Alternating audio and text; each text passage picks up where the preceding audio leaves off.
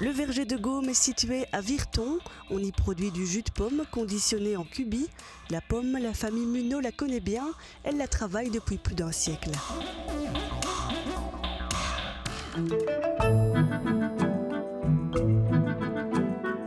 Mon arrière-grand-père, qui était normand, est venu à Virton. Il a décidé de fonder une cidrerie. Nous sommes en 1900 exactement. Dans les premiers temps, il faisait venir ses pommes de Normandie et vu le coût relativement onéreux, il s'est vite tourné vers les productions locales. Il a aussi acheté un terrain et planté ses propres arbres. Donc il a exploité ça pendant quelques années, jusqu'à l'âge de sa pension. Et là, ce sont mon grand-père et son frère qui ont repris le flambeau. Fin des années 70, c'est un cousin à mon papa qui a exploité la cidrerie pendant quelques années. Et malheureusement, la cidrerie a dû fermer ses portes fin des années 80. Le verger, lui, était toujours existant. Et mon père, qui était un ancien sidérurgiste d'Attu, a décidé d'en faire son métier et de l'exploiter au niveau horticole. Donc il a exploité non seulement les pommes, mais s'est diversifié sur de la culture du champignon, des petits fruits, des fraises, etc.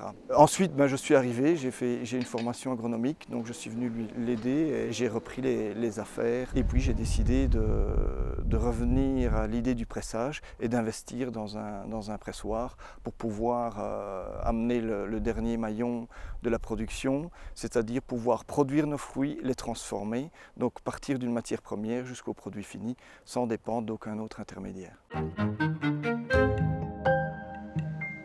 Notre façon de travailler est un petit peu différente des autres pressoirs, parce que nous avons décidé de faire du jus clair.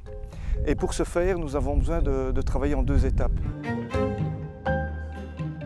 La production démarre par la ramasse ou la cueillette des fruits que l'on entrepose dans des palox, donc des grandes caisses en bois qui pèsent plus ou moins 350 kg. Une fois que les fruits sont triés dans ces palox, ils rentrent dans le basculeur. Le basculeur permet justement de basculer les fruits dans un bac d'eau pour les laver avant d'être alors broyés.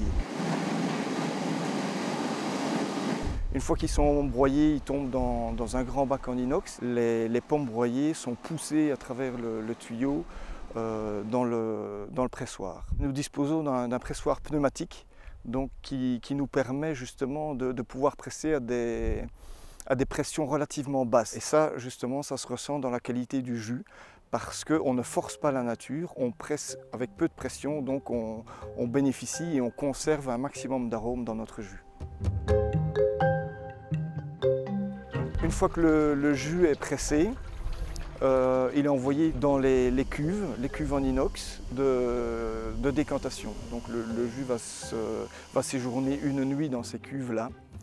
Et le lendemain matin, nous allons reprendre le jus de ces cuves, les passer à travers le filtre à plaques. Le jus clair va être ensuite repris et pasteurisé et conditionné via une remplisseuse spécifique à bag-in-box.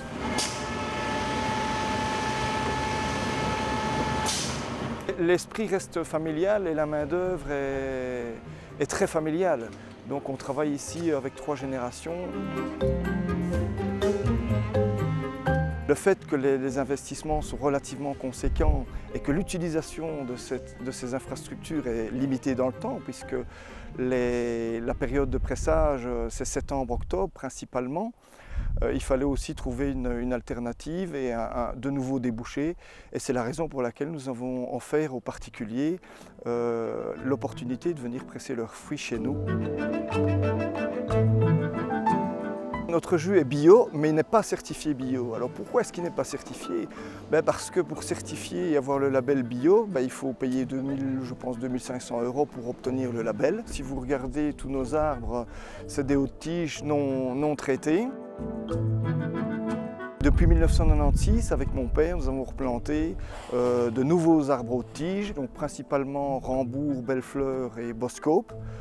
Plus d'autres variétés, mais plus anecdotiques. Mais l'ensemble du verger est composé de 49 variétés.